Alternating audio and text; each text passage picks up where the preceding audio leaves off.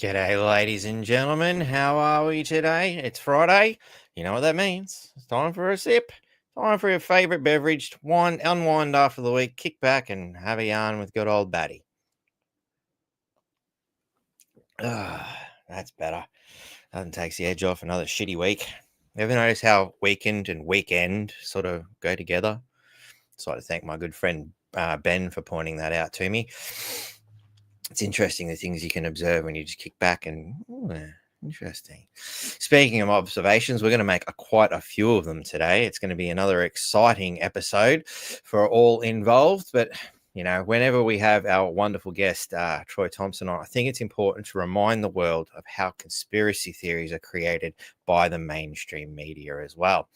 You know, we look back in time and we see that the Townsville Bulletin seemed to be the perpetrator of the blackboard conspiracy theory. I'm going to start working on Vote One blackboard t-shirts for the next couple of weeks. They'll be available at the shop very soon. It's my project for the weekend. Vote One blackboard. I think it's a wonderful t-shirt to get around town. What do you think? So, you know, stay tuned for that. If you're interested in something like that, hit me up with an NQ Freedom Network protonmail.com. Hit me up and say, hey, I'm keen on that. I'd really like to see that happen. So I'm going to make the designs up, and on Sunday's podcast, which I haven't decided exactly how that's going to go yet. Stay tuned. You know, watch this space, and we'll discuss that a little bit further then. It's been one hell of a week, so I haven't had a chance to work on it just yet. But that's the idea that sprung to mind, and it's inspired by the good old Townsville Bulletin and their astounding ability to conjure up a conspiracy theory by reading other people's Facebook posts. I guess that passes for journalism here in Townsville. But even funnier still, not only did was that conjured up by the Townsville Bulletin and passed off as media, Channel 10 got a hold of it too. And, you know, they conjure up was a whopping 3-minute expose, which was utter garbage and pure fiction at best. You know, what they come up with, just, yeah, it really makes you wonder. Let's see now. Where's the little bit that I'm looking for?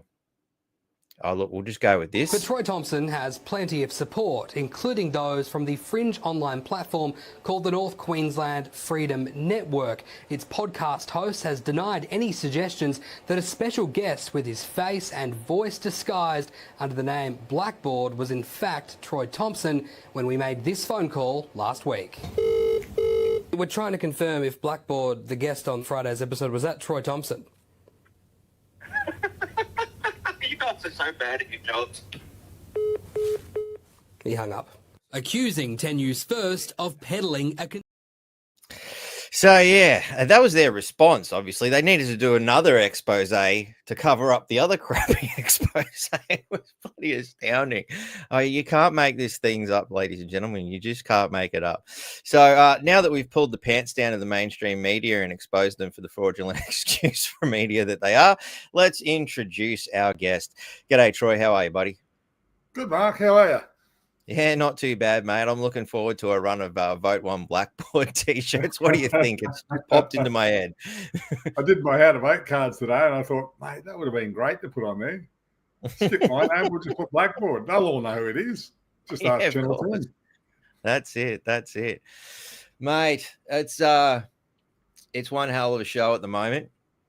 There's a lot of things we can dive into and have a look at, but maybe we should address the dirty laundry scenario, because they just keep airing out the same piece of dirty laundry at the moment.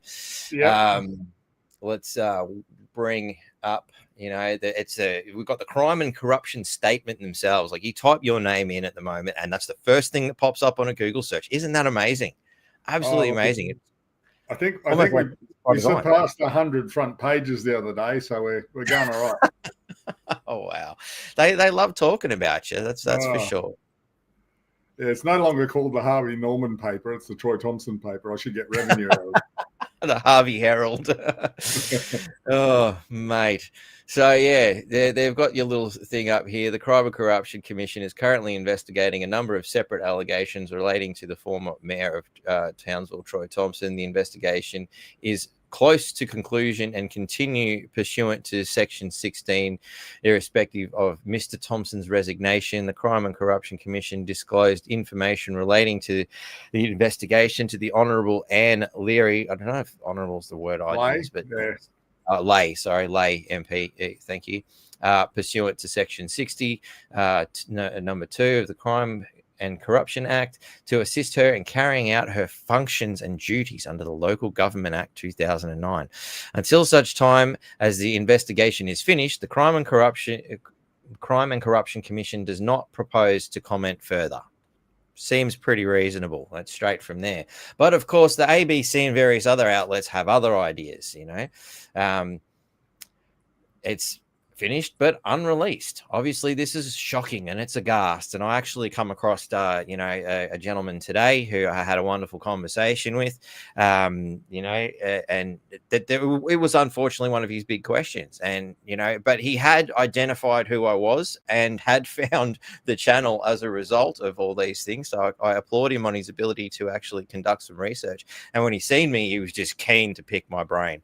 So I did suggest that, well, if you really want to know more, you better tune in tonight. And if you are listening, buddy, by all means, ask your questions. And that goes out to everybody. This is your opportunity to actually straight up ask questions. They will be starred if they're valid questions. If you ask something retarded, like seriously, we are going to ignore you, so make it an intelligent question, please.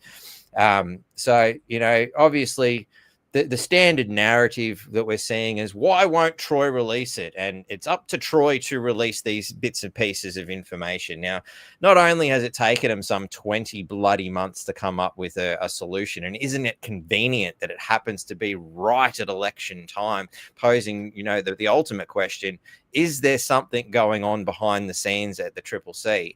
Is there some sort of bias going on here, is a question that I feel compelled to ask.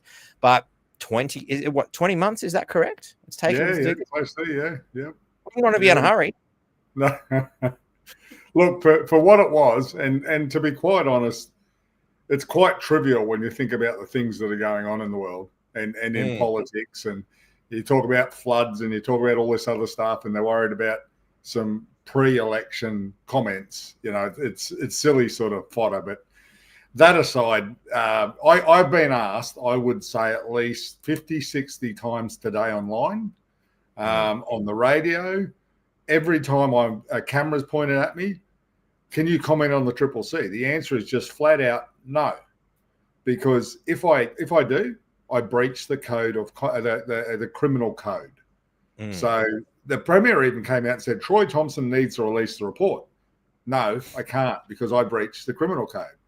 So the Premier is encouraging you to break the law. Is this just him being completely ignorant of the law? A man who's supposed to be in charge of laws and governing, you think would have a little bit more of an idea of what's going on? Like, why would?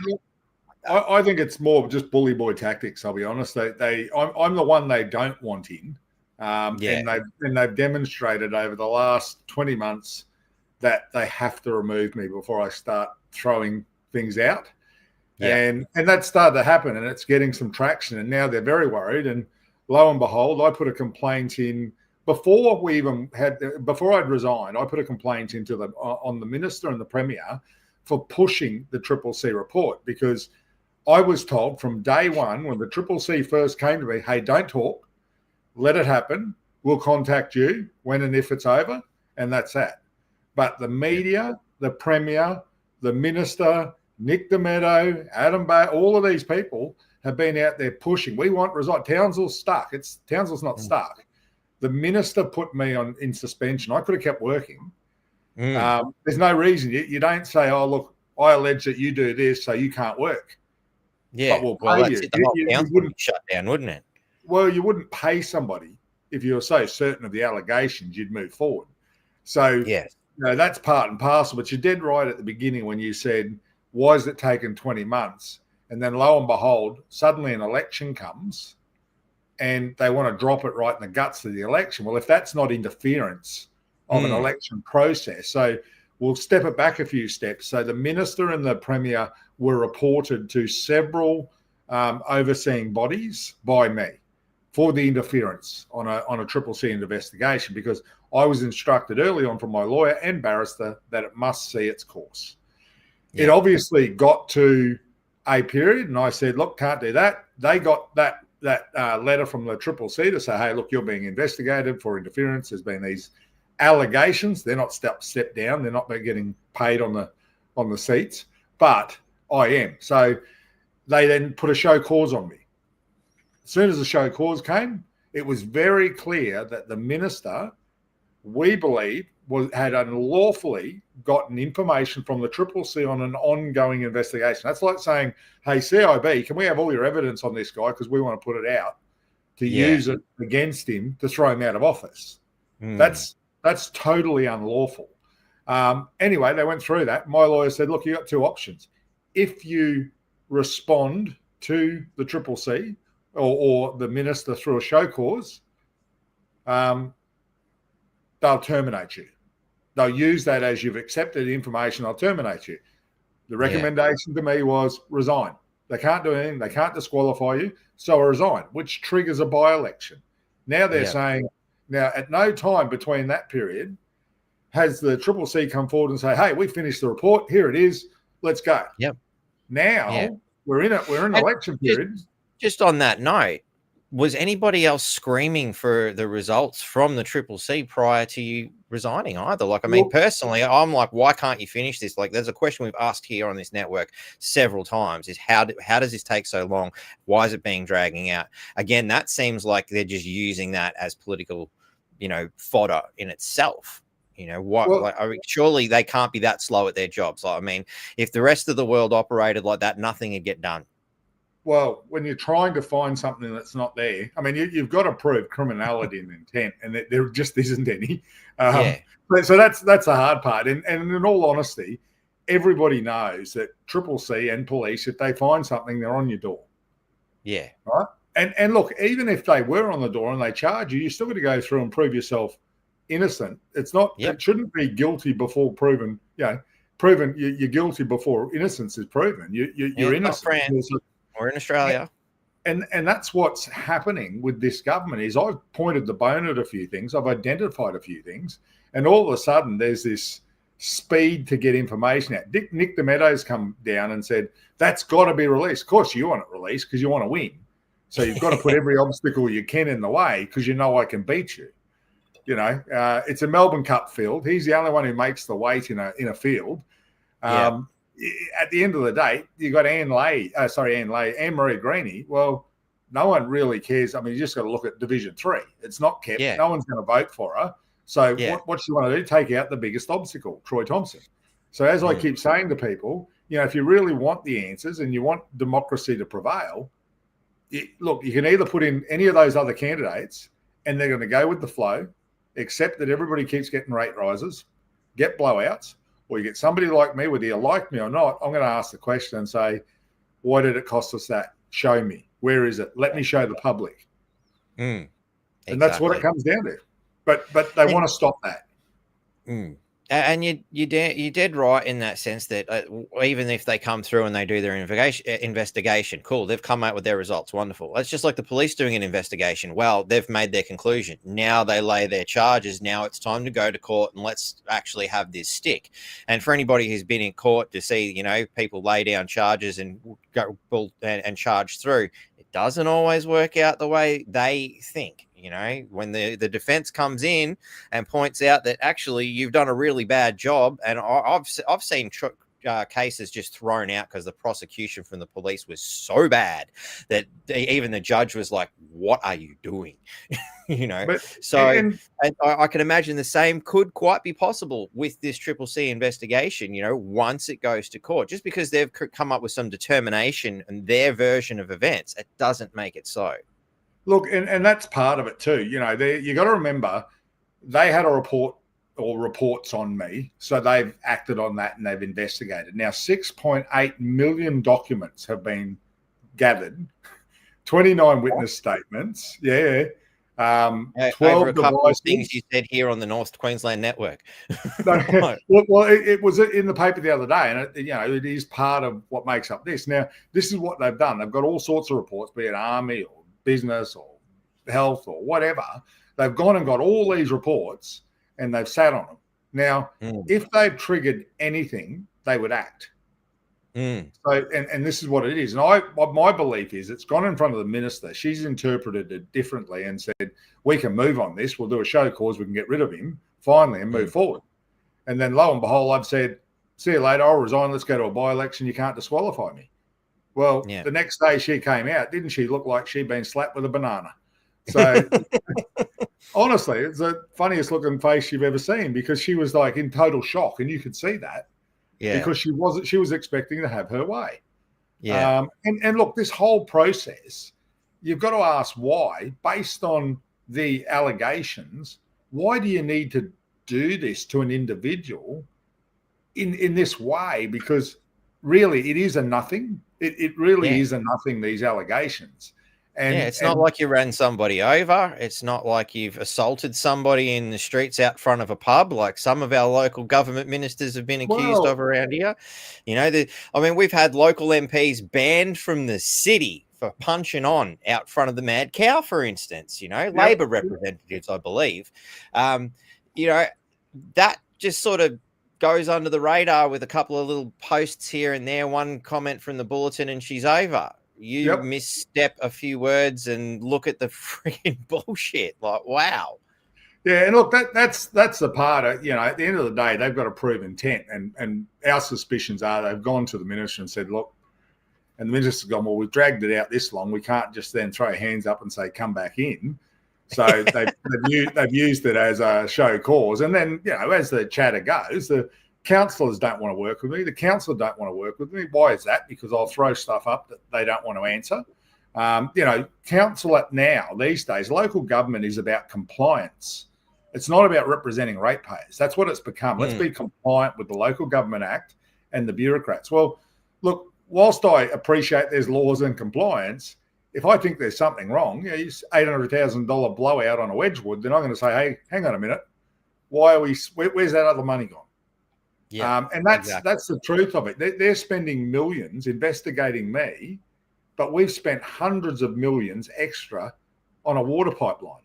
We've got sewerage issues. We've got all these other issues. None of that's been fixed. And we're about to enter wet season. Like, seriously, Townsvillians, are you looking forward to sewage flowing through your homes and down the streets again? Because as I understand it, nothing's been done, right?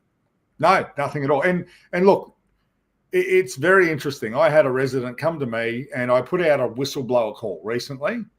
And I've been inundated with calls and past and present employees and people who've worked or had the council out and done things, and they're all complaining to me. So that's just more leverage to go to an investigation. Now, the sewer one's interesting. A particular resident went to the ombudsman with a report, an independent report, and it was deemed that report, Townsville City Council was negligent. So all of a sudden, the acting mayor and the federal member and all the rest got together, and they will look to fix it and find funding. But that's not the answer. That's not, we'll fix it now. And we're going to hit a wet season very shortly. So it's not going to be fixed. We have to wait until after the wet season to make a start. When are they going to stand up and say, we're going to fix that whole thing? It's going to take this next 12 months. So straight after wet season, once it's all dried out, let's rip it up and get it fixed. No commitment, zero. But Nick Nemetto's gone on the news tonight and said, let's make the Strand pretty and spend tens of millions of dollars to make it look better. All well and good, and it's one of our features, but don't you really want to fix what we've got first? Yep. I'm inclined to agree, and they've done they're giving him a nice happy photo. Look at him embracing Townsville in front of the, iconic Strand. Look at what I'm going to do.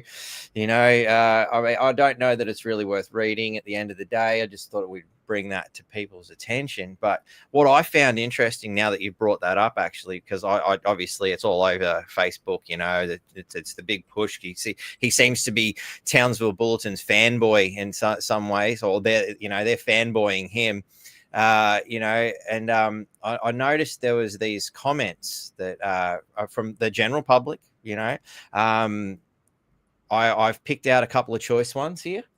But at the end of the day, I didn't have to try hard because I think they actually come in large clumps. Where'd that thing? It should be here. It's come up. Oh, okay. I see what I've done. I've brought it in. So where's the money coming from for this massive project? And I wonder what other unfinished projects will be put further back to this fund to fund this, which is a great question from Jeannie here, because as I understand it, there's a large backlog of capital works projects that haven't been done. Well, you could say that same thing about the sewage. There's a large backlog there too, but we haven't done anything about that, have we? Seen a lot of logs floating down the street last wet season too, you know. Yeah. Look, it's really, I think all the candidates, and I saw David Kippen today say, oh, look, we've got to put more parking at the Strand, more parks at the Strand, but no parking meters. Everybody's fearful of that now because they've seen the backlash. So they're all playing the nicey nice. But my biggest issue is, why are we talking about new stuff? We've got a massive backlog of work that we can't get through. We've overspent on pretty much every budget that we've ever created. Every job that we go into that's major gets blown out. We can't manage it. And one of my first questions when I took office as mayor was to the CEO, why don't we have quantity surveyors? Because they're the guys who do the costings, right? They know what the projects are worth.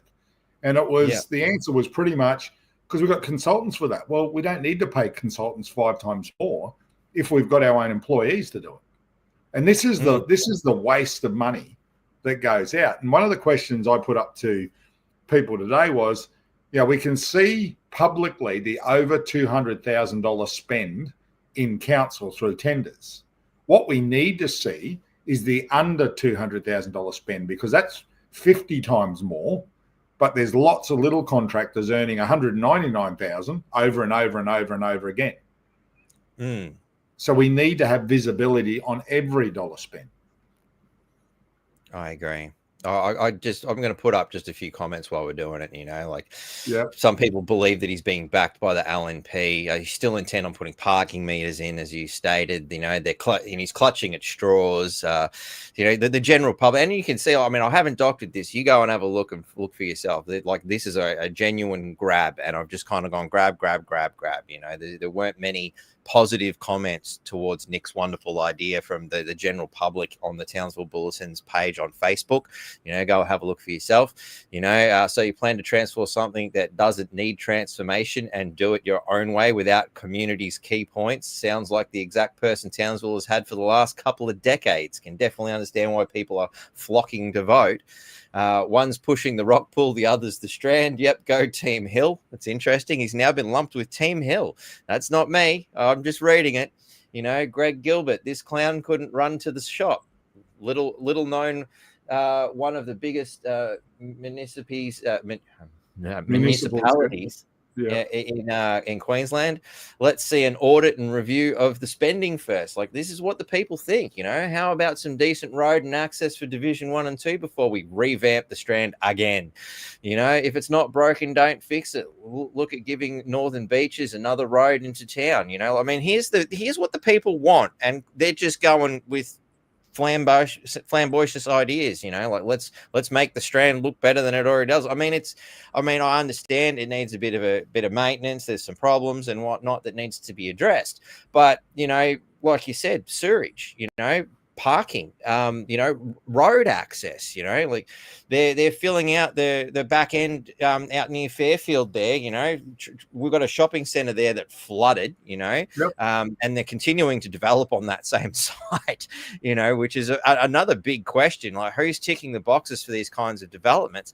I've seen there's new developments going in up in the northern area up there, near Bowley sort of thing. You've got that shopping centre out there, and it's a dog's breakfast again. That new area where they built Aldi. You have a look at that loading dock out the back. Wow. Now as a delivery driver, I look at that and go, who the hell approved this? You can't get past anyone. You've got a one-way flow system and just enough to fit a truck in. How are people going to load in and out of this? Aldi's not open yet, and it's already a bit of a problem. Not to mention for anybody who's working there, it's kind of a bit of an exposed spot. It looks bad. It's like you're the back of the shop is exposed to the road there. And as I said to one of the workers, I'm like, it's like, you've got your as if you got your washing on the line, you know, and the backyard's now the front yard, you know, like this just looks bad. It's a horrible design, you know, all these sorts of town planning issues, you know, and like the list just goes on. Like, as you can see, I've grabbed clumps and I have not doctored this, you know, like people are just, what the hell, typical politicians, you know, while upgrading the Strand would be nice, please concentrate on replacing services such as an antiquated stormwater pipelines, you know. Nick, TCC's broke. You got no money. Hill gave big discounts to get development TCC on the hook, you know, like the people can see what's going on and they're still playing the same stupid, tired old tactics. But what I don't understand in all of this is we all know the problems in the community. And the community is banging down the doors of the councillors. It's the councillors' jobs to say, hey, let's put motions forward. This is what we want done. But they're frightened out of it by bureaucracy. And hence, my going into this election, it's about getting our democracy back over bureaucracy. Now, you put somebody like, and people say, look, don't you like Nick Dametto? I have no problem with Nick Dametto. But he's a state MP that lives in Townsville. All he's done is work in state government since 2017. So he's going to bring, yes, he can work with state government and federal government, but you're working for local government and community. It's completely different. You know, you are working for this local government and you've got to understand what the needs are. And that's not what we're getting. The needs aren't a new look to the Strand. Yes, it'd be great, but it's not first priority. Let's get the sewage out of streets. I think that's got to be the number one priority. I agree. You know, city council workers I've spoken to have said the same thing. They're like, why aren't we working on this? Yeah, and it has to be. And now it's too late. So these poor buggers, and realistically, Townsville City Council should be held accountable and have to pay for relocation of all those families to somewhere that's suitable until it's over, because they should not have to live in those conditions. We're not a third world country. Yeah, but it feels like it sometimes. Yeah, absolutely. So they're the things, and I think the current candidates that I met, and one of the things that I noticed when we all got together on that ballot draw was everybody came up and shook hands. The only one, obviously, I didn't shake hands with, or she didn't want to say, was Amber Greeny, and I were at other ends of the room. That's fine. But then Nick Dametto pulled up. First thing he did was walk over to the media, cuddle them, shake their hands, and then walked into the ECQ, then came in and saw the people. And to me, that's the example that we're seeing it. Look, I want to see the cameras first. Yep. Don't worry about you guys, like the cameras. And that was the shot that everybody, and what a couple of the new people had nominated, said, isn't it funny? The bloke goes straight for the camera, straight for the media. And it reminds me of a bass player I used to know. Like, you know, you'd be there rocking out on stage and everybody's looking at it. And then there's my bass player. He's sort of nudging his way in because there's a guy with a camera in front. Yeah, and it's not it's not deliberately having a shot at Nick, but what I'm having trouble believing is his motivations for looking after Townsville. Any of the candidates, and him included, is the need to fix what we have. I mean, we get over $500 million in rate revenue. That can fix everything in Townsville if we're not spending it on stupid projects. Yeah, like Buggerland's down. That sold nothing. Well, that's exactly right. We shouldn't be doing any of that. We need to pull it in and fix things. Look, the Strand costs $6 million a year just to maintain it the way it is. $6 million a year.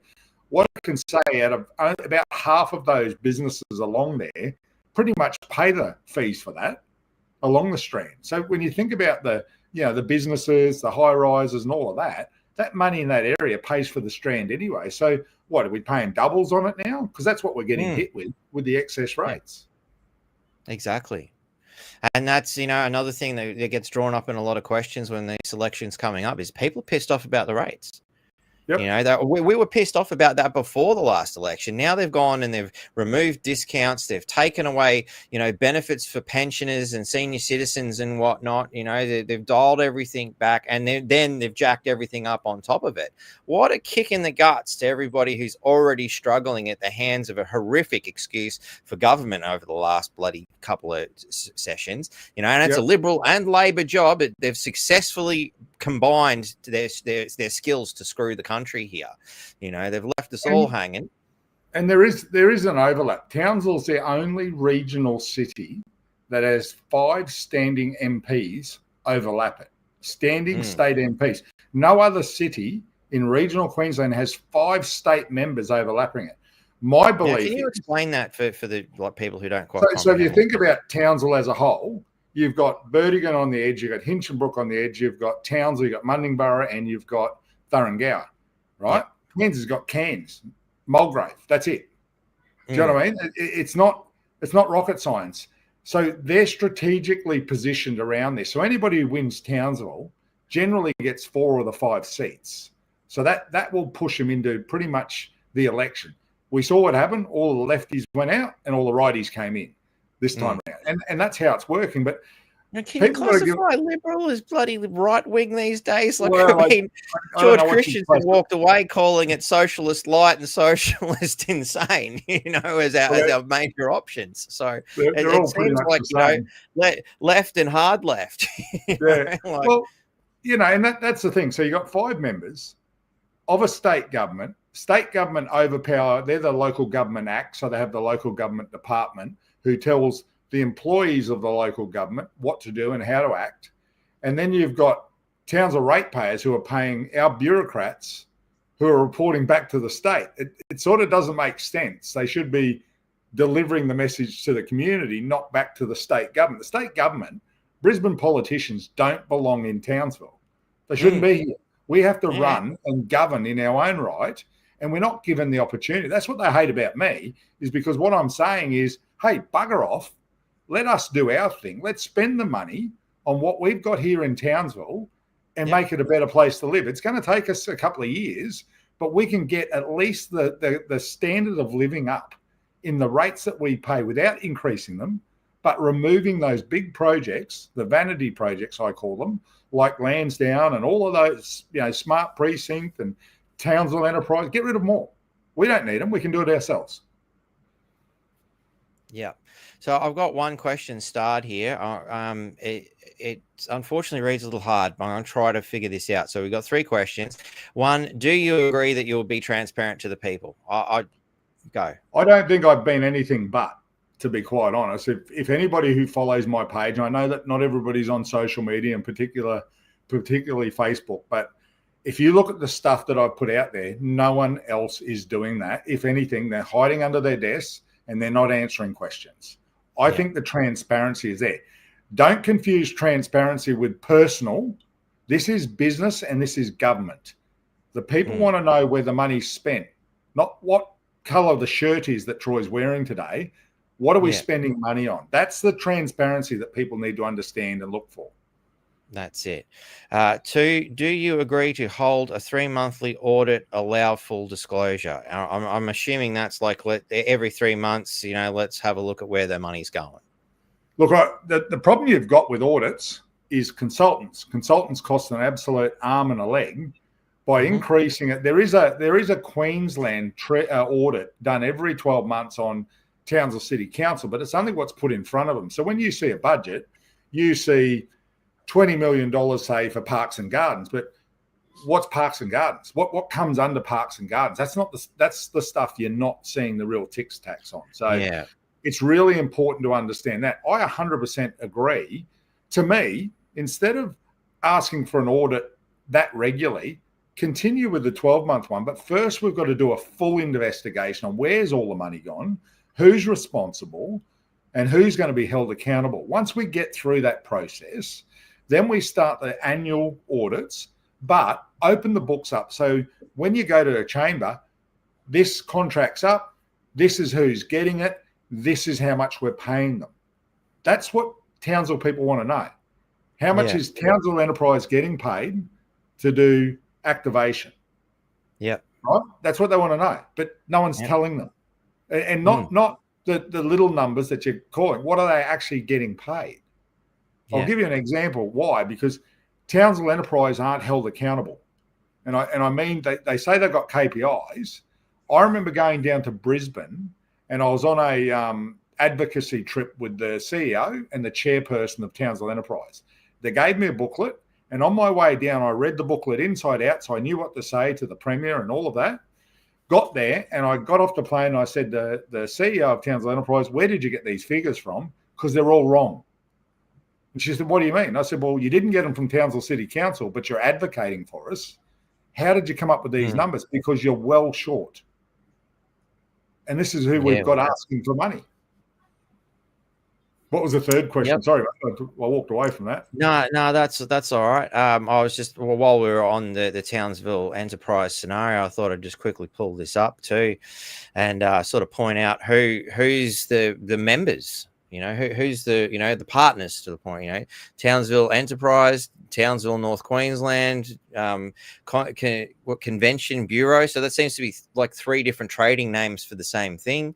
The principal partner is the Townsville City Council. So that seems, well, obviously we're playing together. It's like this is our sandpit, and the Townsville City Council is playing in our sandpit all the time. Major parties partners are the airport and tourism and events. Now that makes sense because that's fundamentally what they're supposed to be working on, is the promotion of the thing. But the platinum ones, we've got an alleged form of media.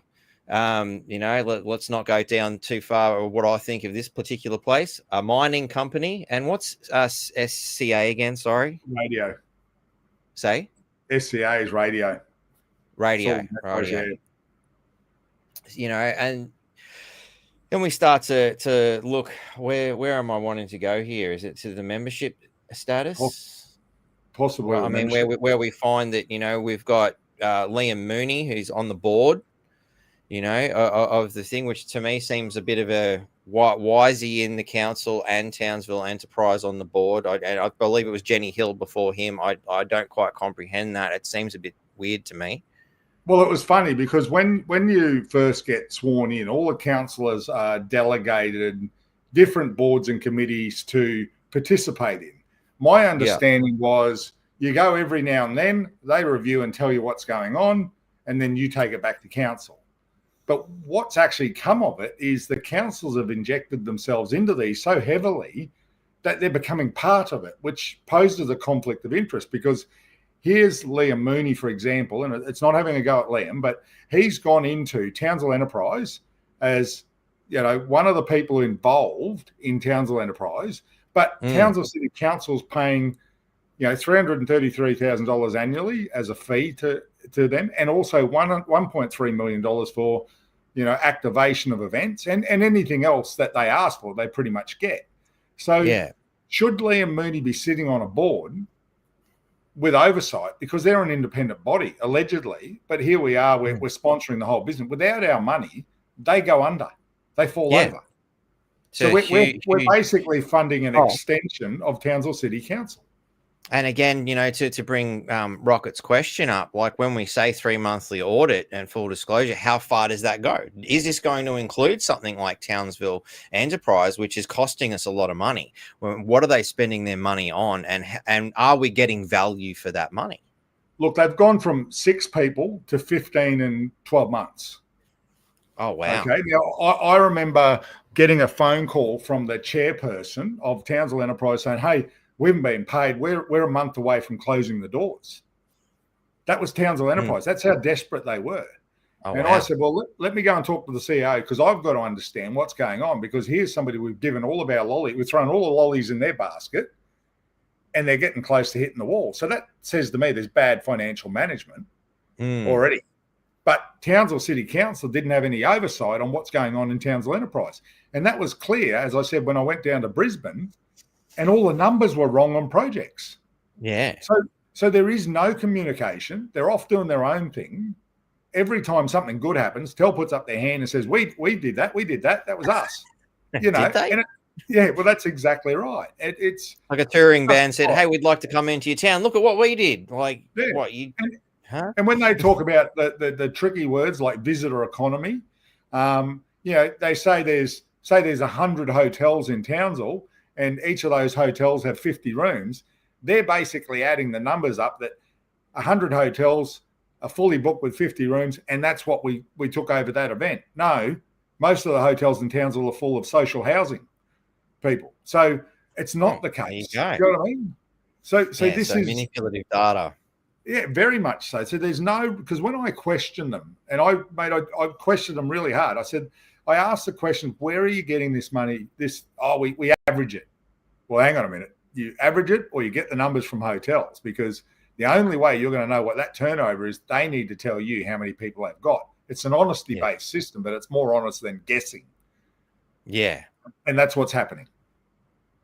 And we're paying. Yeah, well, I mean, how much do you appreciate it when you get that huge bill in the mail for your power or whatever, service, and you call them up and go, hey, what's going on? Oh, sorry, we were a bit short on people to check the meter, so we guessed. This is an approximation. Just pay the bill. What? Yep.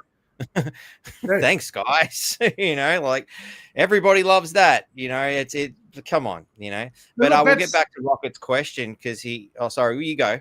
No, I was going to say, and that's just one example. That's one organisation that is funded by Townsville City Council that I personally believe, and if elected, we've got to ask, do we need them? Because an example is Douglas Shire Council put something up the other day. Now, they're a small council, but their mayor and CEO got on a plane, flew to Canberra and said, hey, we need this for this bridge. And they went, yes, no problem.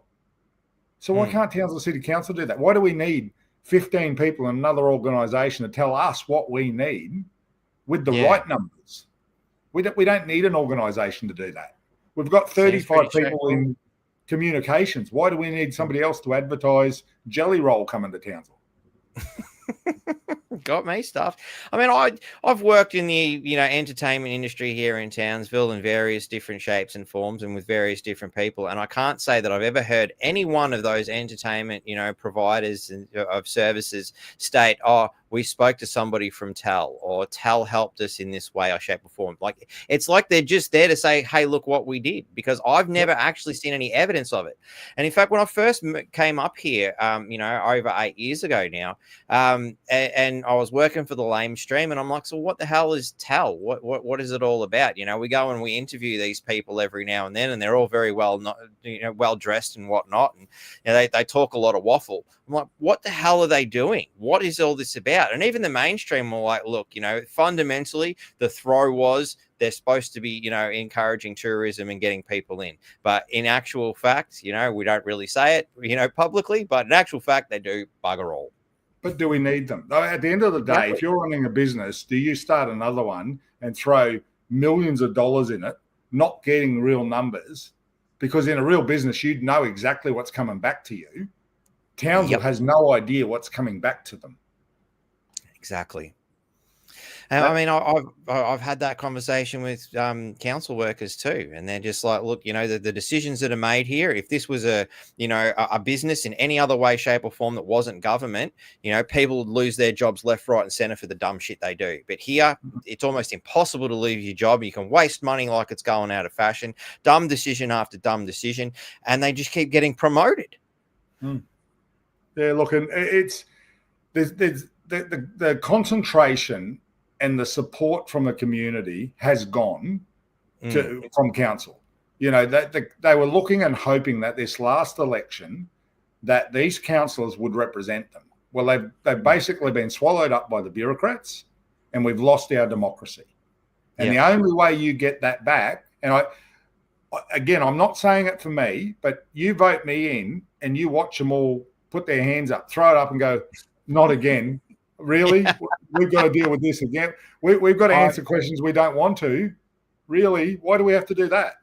I'm looking forward to it. And I mean, on that side note, people did vote for something different this time round, and, for example, I have to, drag on good old Christian just because this came up in my feed. Here he is. Place your entries. I'm surprised he didn't black your name out, to be honest, the way he's turned his back on you and everybody else that helped him get to where he is today, and he's got 3 likes and three interactions, an angry face and a like, and 10 comments.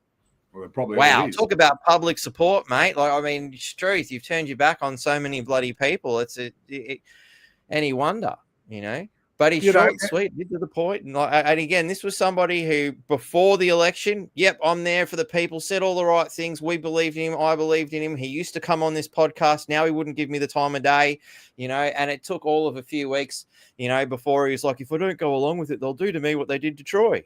That's his own statement. Yeah, and that says to me that you haven't got what it takes to stand up, stand your ground for the people you represent. You would rather just comply and do what you need to do to get paid. I'm so over that. I would rather go in there and ask the hard questions. If I don't get the answer, keep asking them. Yeah. And make it public. The problem is every time I tried to make something public, it was like then the overarching legal team would say, hey, look, you're going to put the council's reputation into damage control. Well, maybe it needs to be. Maybe we've all got to be held to account because we're failing the people of Townsville. Yeah, exactly. Exactly. Now, that third question was, do you agree that you are there for the people? Well, I mean, what politician isn't going to say that? Whether they mean it or not is another story. Well, look, Mark, I could have walked away long ago. I could have gone and got the job, walked away, not put up with this crap. And all of this triple C and everything would have pretty much phased away because they've achieved the goal they wanted. That's, I guess, the best answer I can give. I'm still here because it's not about me. It's fighting for the people who can't fight and are too scared to fight and who are gagged. So am I doing it for me? No, I'm doing it. I'm actually doing it for the people because at the end of the day, that's who you're supposed to serve when you get picked. You know, I'm not serving David Christofouli because his party picked him. You know, he didn't get elected by all the people in Townsville. I did. Yeah. But he's making the decisions for Townsville.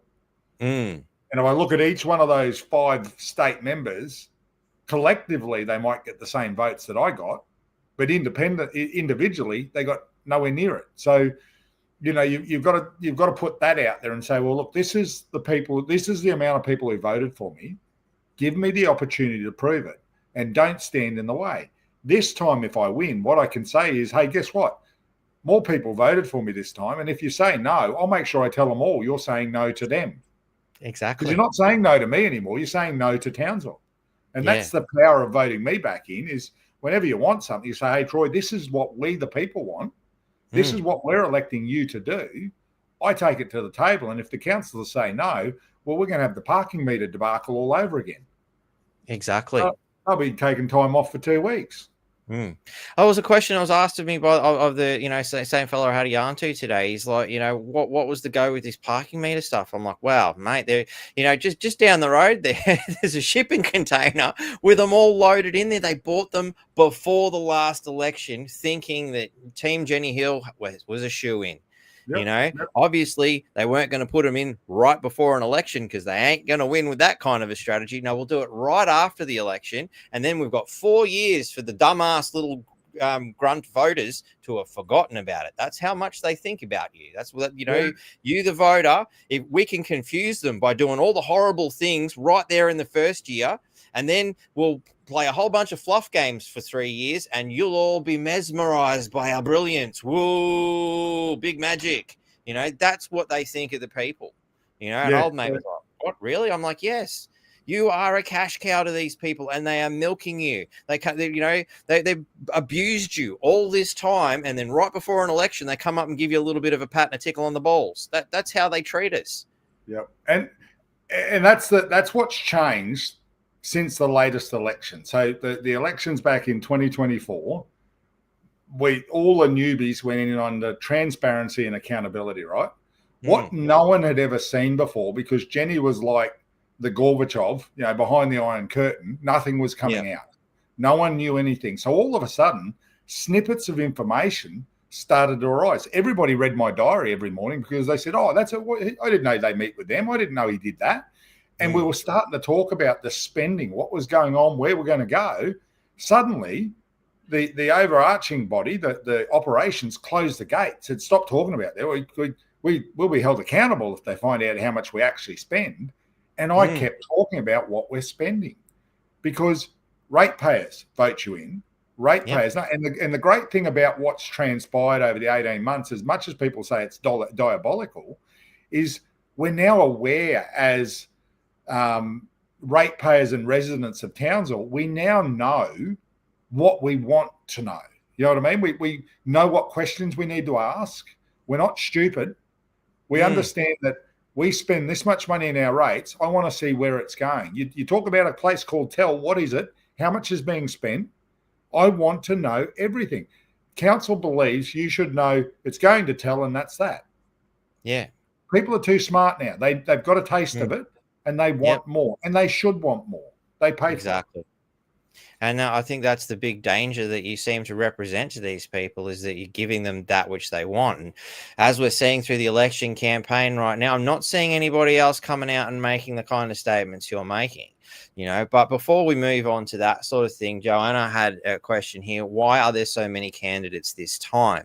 You know, which is obviously a great opportunity to also bring in your how to vote card. Yes. So good question, Joanna. What I'll say is, everybody was scared of Jenny Hill. No one wanted to take on Jenny Hill. She held a lot of weight. You know, there was a lot of things she was involved in. And people said to me, why do you want to take on her? You can't win. You cannot win. And even if you did win, they would make it your life so difficult. Lo and behold, look what happened, that you can't win, because over 21 years, the local government has had Jenny Hill in it. In the last 12 years or 3 terms, it had Jenny Hill and all the staff, and any government pads their government with the people who support them. Do you know what I mean? That's how it works. You got to look at local, state, and federal. That's how it works. David Christofoli's put on 21 people who he's aligned with in different roles around state government. Same thing happens in local government. So, you know, what you've got to look at is, there's 9 candidates, because people are saying Jenny Hill's out of the way. We all want to have a crack now, but no one had the guts to stand up to Jenny Hill. But now they're pretty much saying, well, they're not going to vote for Troy. I might as well have a crack. And the more that are in there, the more likely that they're going to dilute the shares amongst multiple areas. That number of 9 is stacked with people who will preference, push votes, favorite, you know, there'll be favorites amongst them working with each other. I'll be standing along my lonesome and hope that I get enough votes on a standalone vote, because that's how I beat Jenny. That wasn't the preferences. I beat her and didn't need the preferences. Yeah. And if I can do that again and maintain a core group of voters, we're pretty comfortable we can get there. But there is going to be preferentials that's going to play out. And that's where those 9 people get involved. They muddy the waters. So it makes my job ever so much harder to get in, come out as a winner. Yeah. So let's digest this a little bit further. So you've just released this today, I believe. Yep. You've actually gone and numbered every box. I was under the impression that under the Local Government Act, you didn't have to number every box in a council election. Is that the case? Yeah. So if you look under that Townsend small print, probably hard to see, it's got optional preference voting applies. What that means is any voter can just put 1 beside the person they want, and that's that. Right? Yeah. But some of these people, when you read the room very well, out of those 9 people, there's probably 4 or 5 who are going to point votes at each other or say, go this way. So preferentials become important. You might be first past the gate and get a lot, but you just might need those extra votes. So out of safety, I put it in, who do I think would contribute to me and not contribute to the people who are the biggest chances, and also the people I just don't want in there. Now, you can put, I want Troy 1, I want Sean 2, and I want Nick 3, and don't fill out the rest. That's optional voting. You actually don't even have to count the 9. Yep. So you can pick your top 2. You can say Troy 1, Sean 2, that's it. Yeah. Or you can go. So drummers, it's okay. You guys can vote too. I know drummers can only count to 4 generally. Sorry, muso joke had to be done. You know, so yeah, if you can only count to 4, just pick your 4 favorites. You know, like, I mean, personally, I looked at it and I'm like, wow, even giving Anne-Marie Greening a 9 feels like because I'm committing some sort of she doesn't get any preference votes, does she? None, 0. Yeah, well, can't go on my sheet. Yeah. So it's no different to putting. So I'd rather she got nothing. I'd like, you know, the woman openly stated in a public forum right in front of me, I don't support the North Queensland Freedom Network. Well, fuck you. I don't support you either. Look, there's also a statement in that, Mark. As far as I'm concerned, she's not worthy to be a leader of Townsville. So I've demonstrated that by putting her as the least the person I think is the least capable of leading, and I put Harry Patel at 4 because I think he's got more leadership capabilities than Anne-Marie Greenie. So, that's my take on it. And that's the truth of it. I don't think that she has demonstrated, because of her looking after Division 3, enough leadership for Townsville City Council. Rates have gone up. Everything's gone wrong since she took over from me. Nick DeMeadows stepping in from state. You can't run state, local like state. You got to stop talking like that. It's not every time you step out of the parliament, you stand in front of a camera.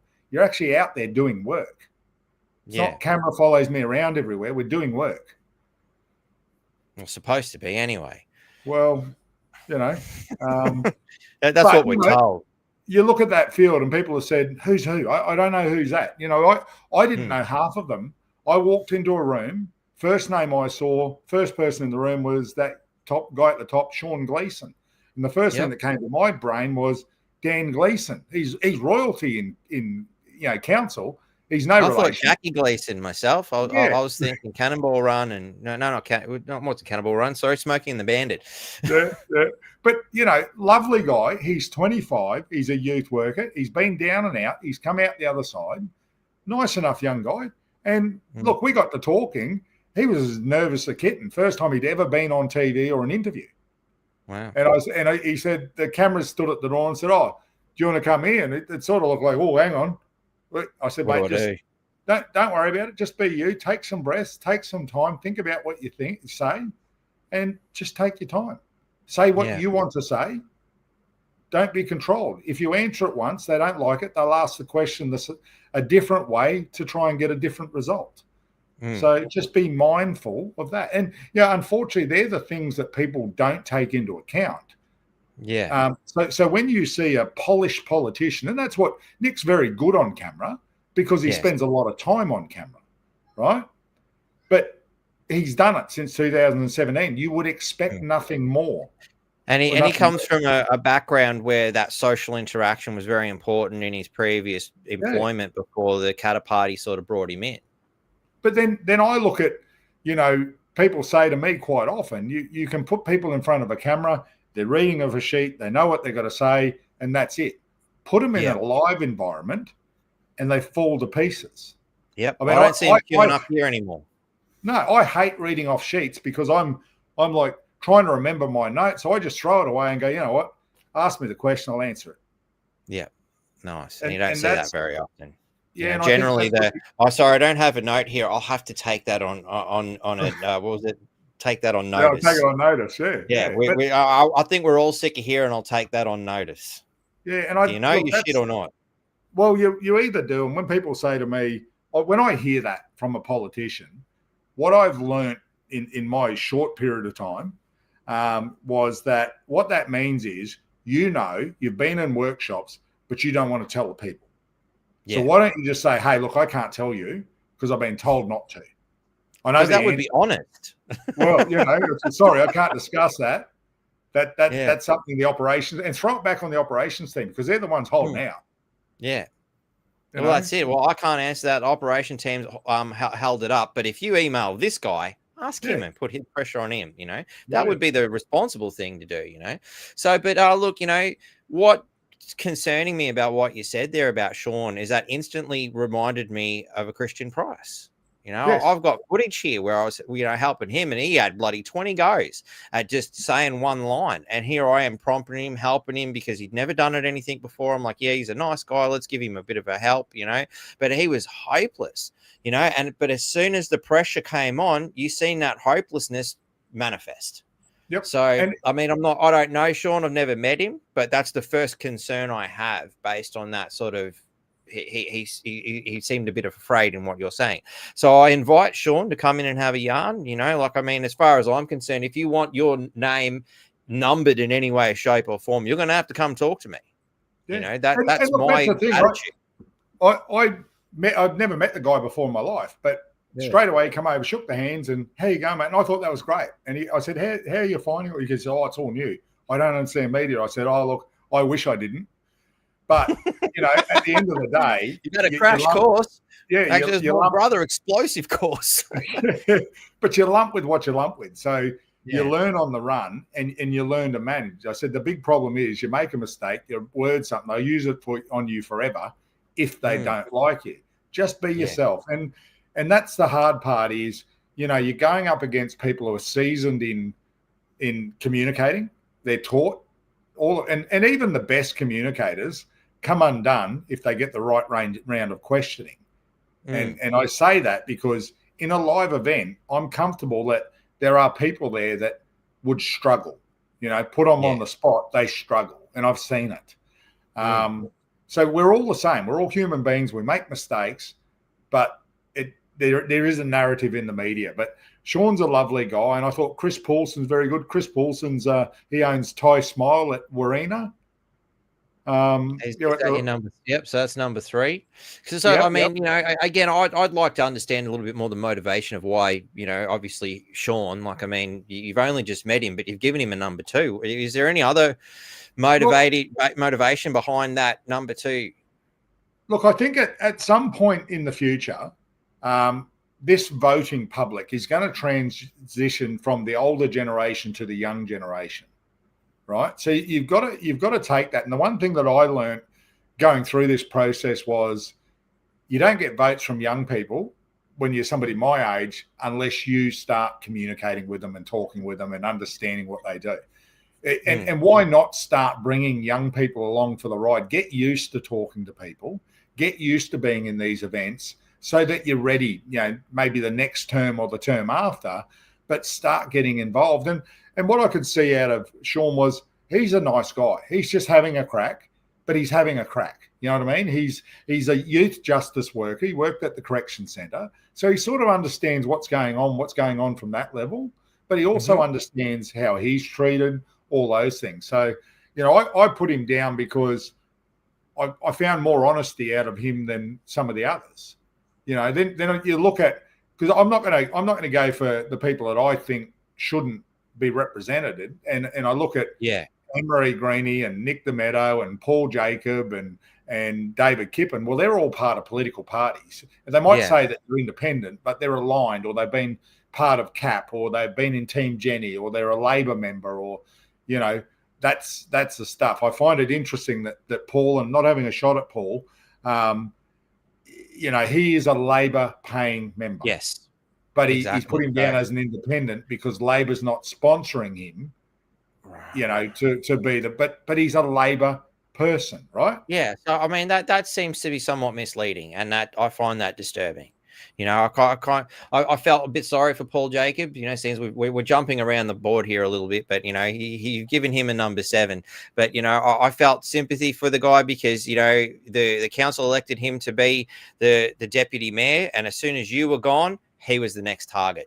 Well, Paul, unfortunately, we got a bit of you couldn't get any different in individuals. But what I did respect from Paul was, mate, he's 73 years old. He doesn't need to be there. He had a very sick wife at the time, so he didn't run for mayor last time. And look, he's just Labor, and I couldn't find the same appetite for what he wanted. But what we did do was we were able to say, hey, look, our kids went through this and we went through that, and understand a little bit about, I guess, with the older age, you start to understand things. And when I looked across the group, Paul was the most experienced in government. So tomorrow, if I walk back into,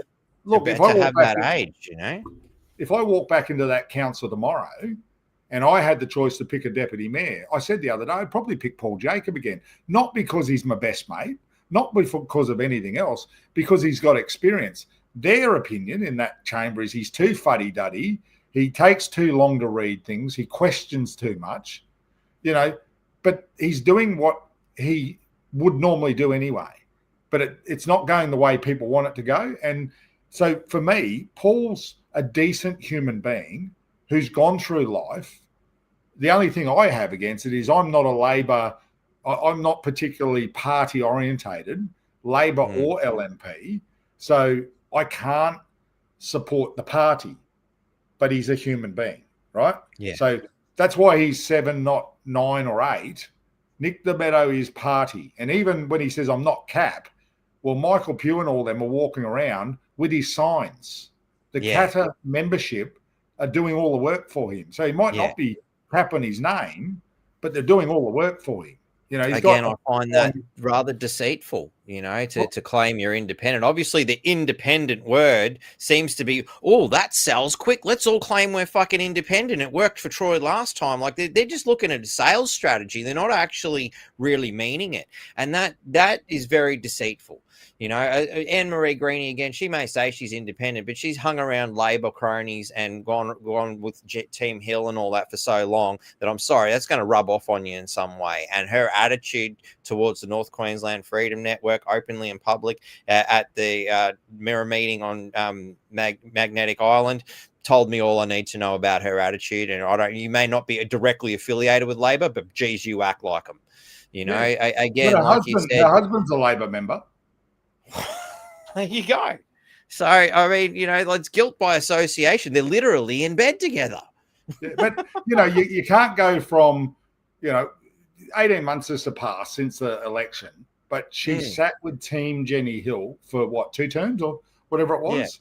Yeah. Team Jenny Hill were really Labor. They were Labor. Oh, bloody oath. Nick De Meadow was handing out Team Jenny Hill brochures with Ben Fusco, who's now the president of Kata Party.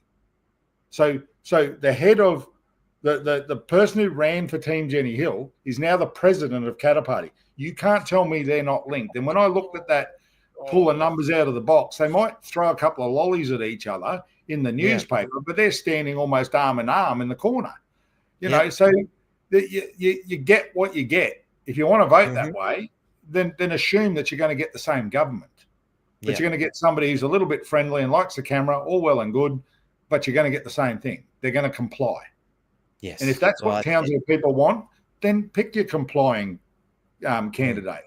But if you want somebody to ask the questions, throw themselves at the mercy, then happy days. We'll go that path.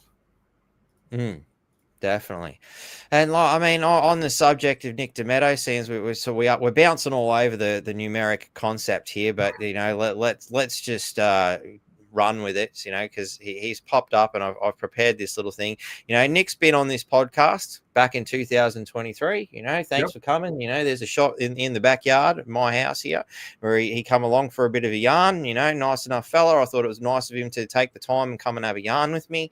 You know, mate, welcome to come and have a yarn. If you expect to get a number on that fucking ballot, you are going to have to come and do this. You know, that's as far as, you know, answer some of these hard questions, you know, because I haven't seen him come out and say, are you going to deal with this obvious corruption? Are you going to follow the money and see where we're going? You know, he's been here before, and the last time I seen him in public, he looked like he was rather angry at me. I don't know why. Nick, perhaps you can tell me.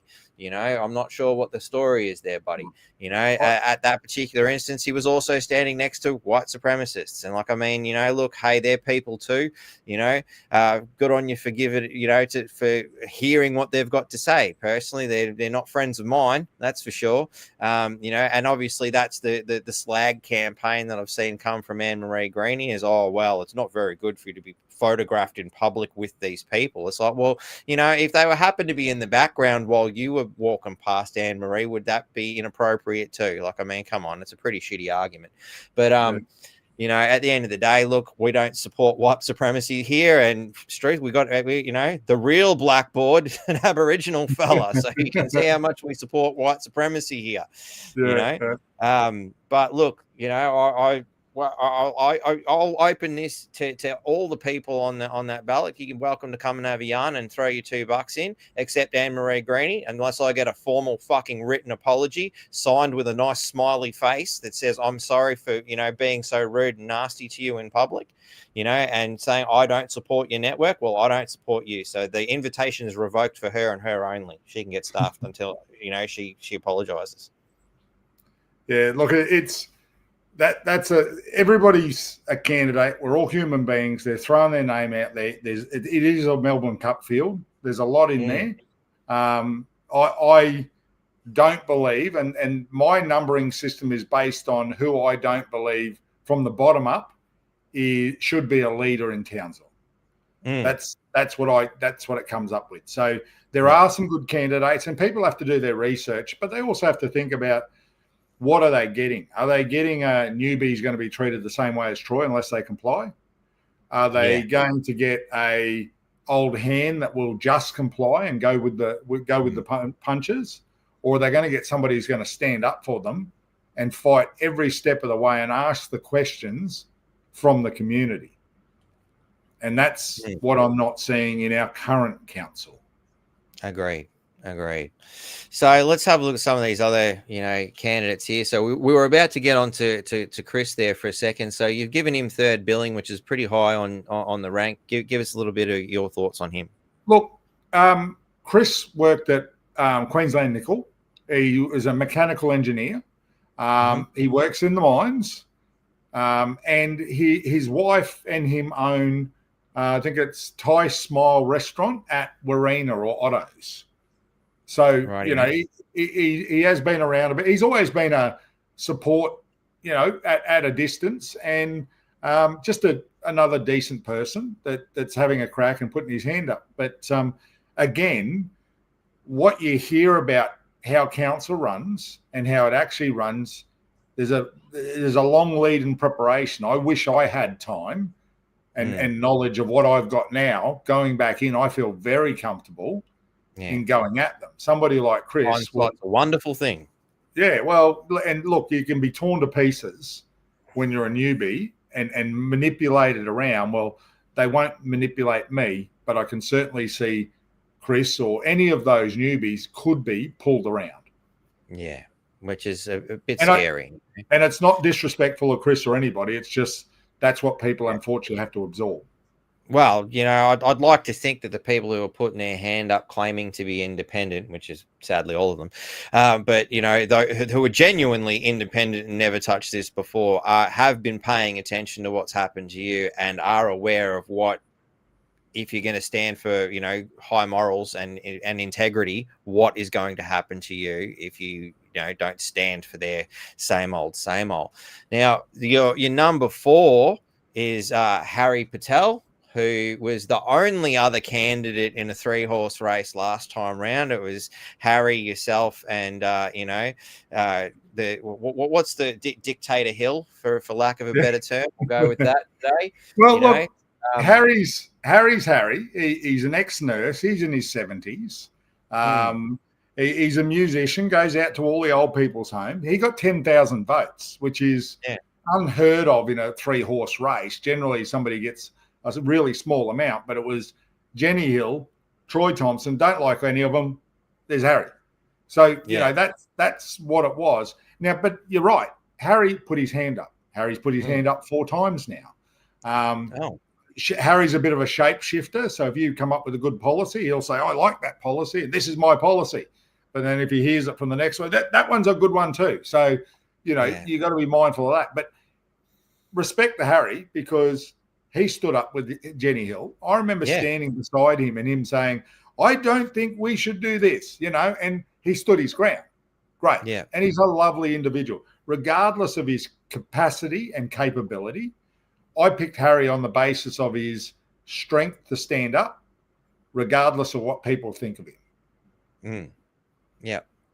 Well, I mean, in that 3-horse race, I would have picked him over Jenny Hill because I was so sick of what she was all about and all the things I heard about what she was doing. That's the thing. You can be crooked and you can be a tyrannical dictator, but sooner or later, those stories get out, So our number 5 pick is Joanne Kuhn. Kuhn. So Joanne's lovely. She come up, shook hands. She owns a business called Speak Easy. So she does a little bit of public speaking. She used to work at Townsville City Council, good or bad, in activations and a few other things. Had a bit to do with Eco Fiesta. So little bits, knows her way around that patch. Lovely enough, but not she. My take on it was that she had previously been a ALP member. Not so much anymore. Doesn't mean that that's good or bad or anything, but that was it. So I sort of hedged my bets on where I thought Joanne was. But don't get me wrong, she's a very lovely person. All the people that we've spoken about, I believe, have got the best intentions to do the best they can. Whether they'll be overawed by what's going on, Yeah. I They have that think, intestinal fortitude? Yeah. Notice she used my words, so she couldn't think of her own. So let's pluck it out of Troy's language and use it on Troy, because that'll really upset him. Oh gosh, I'm really upset. But they are, all of those people are genuinely just having a crack, but they're in the field because Jenny Hill's not there and no one's scared and everything's opened up. Yeah. So it's well, if I get in, I get in. If I don't, I don't. Well, if I'm going for, I'm getting in. I want to win. That's it. That's the only thing that I've got. If I lose, I'll be very disappointed, but I won't stop doing what I'm doing. Yeah. So I hope Joanna's really loving the answer that she's got. I think she's got one hell of an answer to her question here. But there is one more component to answer that question, which is David Kippen. I've heard the name before, but give us a rundown. So David was at Townsville Enterprise as a CEO. Yep. Now, David was released from Townsville Enterprise to do with pay and a few issues. It wasn't working. The board didn't like it. With pay invokes more questions in the manner in which you said that. So, so allegedly, and it's only allegedly because, you can't rely on Townsville Bulletin or other things, but there was discussions around what his pay was getting, what he was getting, and that he wanted more, and they didn't believe the performance was there and all that. So they agreed to let him go. He's a lovely guy, but off he goes. So he went in with tickets all over himself, and nobody is willing to pay that price. Well, look, he was also in around the end of the Christopher Foley era and the beginning of the Jenny Hill era, if you like. So so there's that, and he is a LNP blue blood. So he is supported by Max Tomlinson. So Max son is Julian Tomlinson, who is the advisor to Susan McDonald. Max used to be the editor of the Herbert River News. One of the first people he employed was a guy called David Christopherly as a cadet. So, there are some connections there. And don't get me wrong, Max is a lovely guy. He's on Triple T radio, but he supports David. He's pushed David for a long period of time. David's LNP. So David went from Tell. Then he moved into, isn't it terrible? I forgot what. I've forgotten the second job that he had, but the third one was with the Oasis around the time the Oasis lost the funding and all of those things. So prior to that, he spent 27 years at NAB Bank as a branch manager. So, hospital.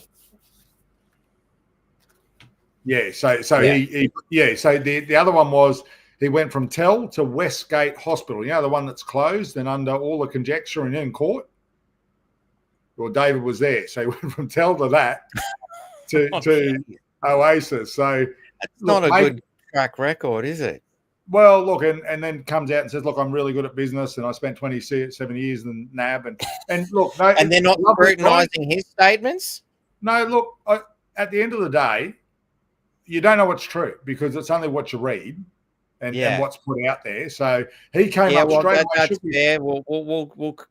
We've seen what the Townsville Bulletin, can do with words and concepts and ideas, hence Blackboard and conspiracy theories. But, I suppose we should take it as a bit of a grain of salt. But he seems to be cut from the same kind of cloth that we've seen bouncing around and not really working in the best interests of the people. And I would say perhaps, part of the status quo is I think he's Nick's the favourite. He's an Ingham boy. Yep. Him and David know each other. David, Mollicino, Chesia, they're all in the same grew up together sort of thing. Yeah. And then if Demetto doesn't get it, then David Christopherly's next bet would be, I want David Kippen in, because he's a LNP blue blood and do what he's told, and it is related in a way to Susan McDonald's connection, so everything fits and it's easy to work with, and tell him what to do and he'll do it. Yeah. So that's my concern.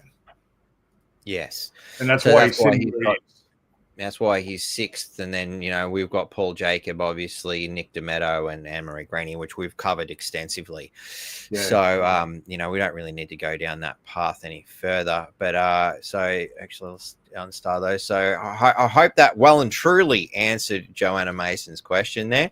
I think we smashed that, and probably a great many other people's questions, and even my own as well. But Rocket's put another one here suggesting we should get Troy and Nick in for a debate. No, Troy, Nick, if you're watching, I'm sure you are sussing out the competition, mate. Would either of you be interested in coming here, or I'll just mostly kick back and attempt to be as just a resident Townsvillian concerned about my own concerns and mediate and get the people's questions, perhaps, rather than me or anybody else running it. The people can ask the questions, as opposed to when you see, those kind of presidential debates and these things we see, the media controls the thing. What about the people asking the questions? And Nick and Troy answer the questions, and I'll mediate. And, if the audience isn't providing, then I shall, throw something in just to keep the ball rolling. But would you be interested in something like that? And I'm happy to do that. I feel more comfortable in a open, live environment instead of a pre-recorded one. Nice. Well, the invitation's there. Let's see what happens. It is the will of the people. Yeah. Look, and that's it. On the weekend, obviously, the Townsville Magpie is not a lover of mine. And, he quite often writes a few things. But interestingly, I was sent a list of questions that he was putting together to ask the candidates. Now, it had gone up at 6. I got it at about 7 o'clock.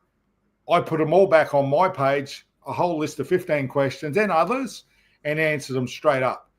Without a word of a lie, on his page, it basically said, don't like the guy, I've got to give credit where it's due. He's at least sounding like he's doing the right thing.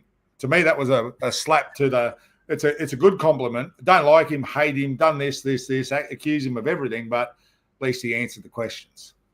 Yeah, well, you got to give him that. No one else has come forward and answered the questions. Still. Oh, there you go. Wow.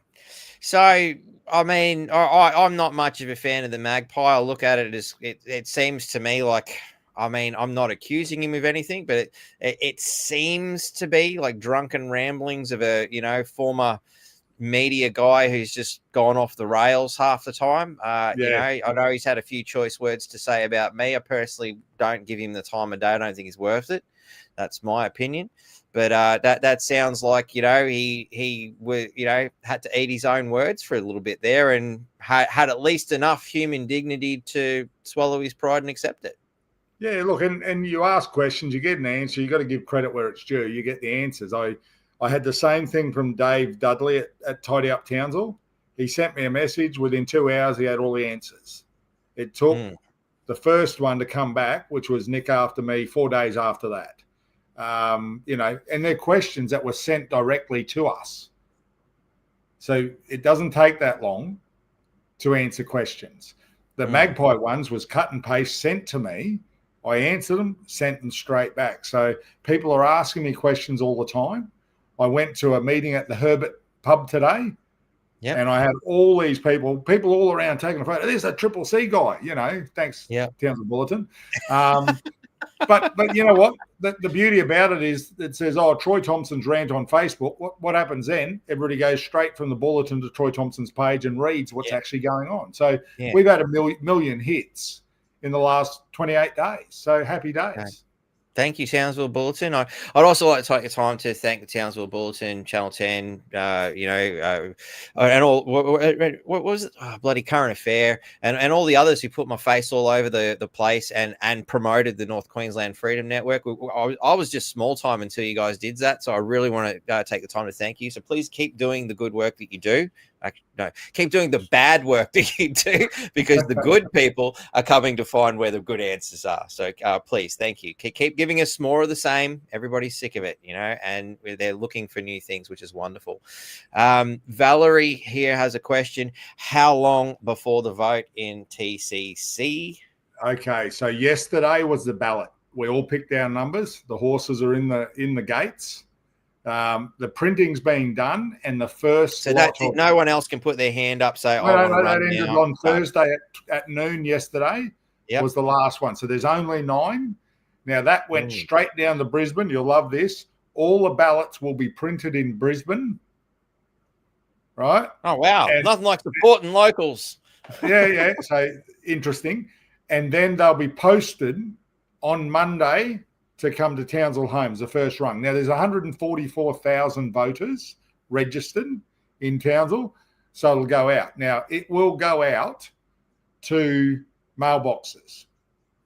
So what's known to happen is things go missing, don't turn up. So if you get to, so from the elder abuse, where we old gran can't quite do it. Oh, let me help you, gran, and you know. We'll see all that kind of, like, I'm sorry, I just really have no faith in a mail-in ballot system. To me, it stinks to high heaven. You know, obviously it's a horrible right-wing thing to say because Trump said the same thing. But I mean, at the end of the day, seriously, I mean, you know, I may have, you know, decided to test the system one day and not vote, for instance, you know. I may have then waited to see what happened. I may have then received a document that says apparent notice of failure to vote. I'm like, oh, well, that seems like they don't really know. Well, I may have written a response to the likes of, what the hell happened to my vote? Can you demonstrate that I didn't vote? Will there be an investigation? Was my vote lost after I put it in the mailbox? Was it lost in the van on the way to the depot? Was it lost at the First Australia Post depot? How many depots did it go to before it ended up in the mail counting centre? How many people were there to see what happened? You know, or at what point in this horrifically long chain was this letter lost? And I may have received a response that said something to the effect of, you don't need to worry about this. The matter is now closed. Yeah. Incredible, isn't it? And look, so that may suggest this system isn't as good as they'd like us to think. No. And look, they're going to, so they'll answer the question. They'll be printed on Monday. They'll start arriving in mailboxes next Wednesday from then on. My suggestion is fill them in, get it back. I say that. We'll get it back as soon as possible. The voting day closes on the 15th of November, right? 15th of November. But don't leave it sitting around because you'll lose it right away. Do something. Fill it out, get it back. Now, this is an important point that I think people need to ask. So it closes 15th, as in if it's received on the 16th, that's it. They don't count it? No. So it closes. So what happens is you'll go and put it in the mailbox. It'll get stamped, right? If that's so long as it says the 15th on that stamp.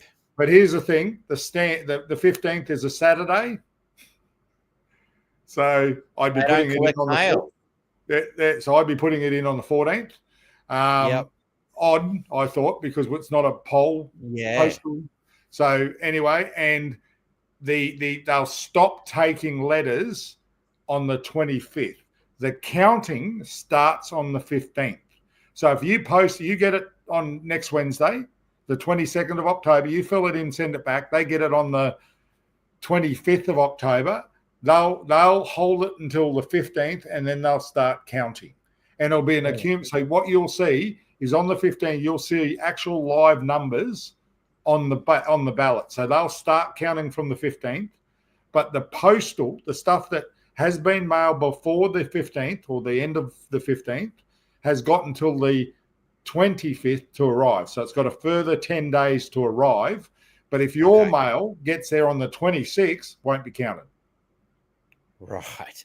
So, you want to get it. Don't wait till the last minute, ladies and gentlemen. All right. Yeah. Cool. I encourage on that people. note, I've also been asked by a member of the community who would like to support you. Can they be what's the term? A scrutineer? How do they go about being a scrutineer? I mean, obviously, you can contact me at North Queensland Freedom Network if that's something you're interested in. Straight up, you can't get on hold of anyone else. But how else would they go about it? Well, scrutineers have to be nominated by the candidates. So people just need to, whether it be through yourself, get a hold of me and just say, hey, look, I'd love the scrutineer. They're allowing per candidate 2 scrutineers a day. So at any one time. So if I've got 2 that go from, say, 9 in the morning to 12, and then they want to rack off and go home, or 9 to 10 or whatever, as long as I've always got 2 scrutineers throughout the day, just checking. And the scrutineering involves when those envelopes arrive, because there's an outer envelope and an inner envelope, right? So when they arrive, nothing gets opened. When the counting starts, they'll open the outer envelope, which will match to say they've received from whoever, right? And then the inner envelope is actually the voting envelope, which holds the ballot in it. So then they'll open that. So you'll be scrutineering the outer and the inner and the actual vote itself. So there's quite a bit involved in it. And because it's a mayoral vote, normally it's all done together, but somehow in Brisbane, they've made it that it'll be per division. So, if you've got 8,000 people in Division 1, then those votes from that division, I don't know how that works.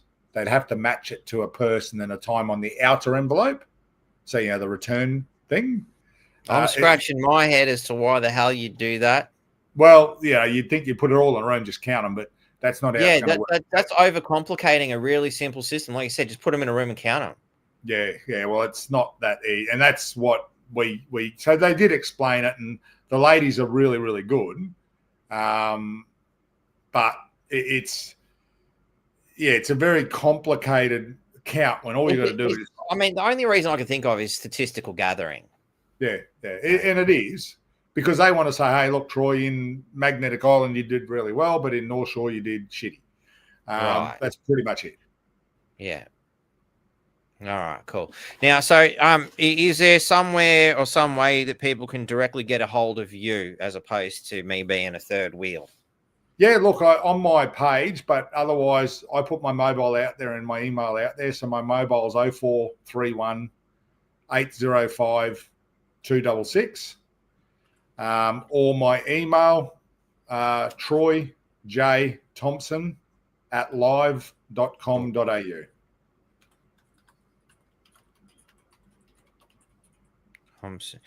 So Troy J. Thompson at live.com.au.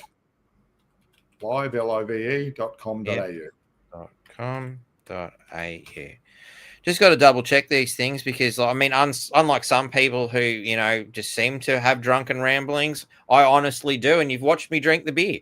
So, we're straight up here at the North Queensland Freedom Network. I'm just another person, just like everybody else who just wants to have a beer. I'm going to put this up and you let me know if I've made a complete fool of myself yet again. That's perfect. Hey, here's the beer. Yep, Sips to that. Yeah. Cheers.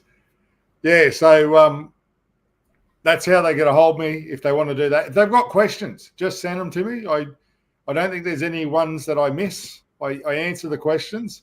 What I will say, there is a rumor out there that I block a few people on my page. I don't know a whole web page or something full of narcissistic lunatics, claiming that you blocked them. Yeah, but I'm not going to tolerate crap anymore. So, somebody just asked the question, what's my stance on defamation? Well, I think I've had every type of defamation there is. Yeah, you're well experienced. And to be quite honest, I don't have to put up with it. And I don't have to put up with squirrely little questions when people, they're not going to vote for you. They're trying to trigger you. So I don't need to communicate with people who are going to do that. If they're honestly doing it for the right reasons, I always listen to people. And in the street, people walk up to me, ask me questions, shake hands, look at me funny, don't care. I'll answer the questions if I'm asked. Nice. But I will not put up with rubbish. Yep, I wholeheartedly agree, which is why at the beginning of this I said we're happy to have anybody ask a question. But if it's a ridiculous question or you're just being stupid, then, we're not going to waste our time with dumbass shit.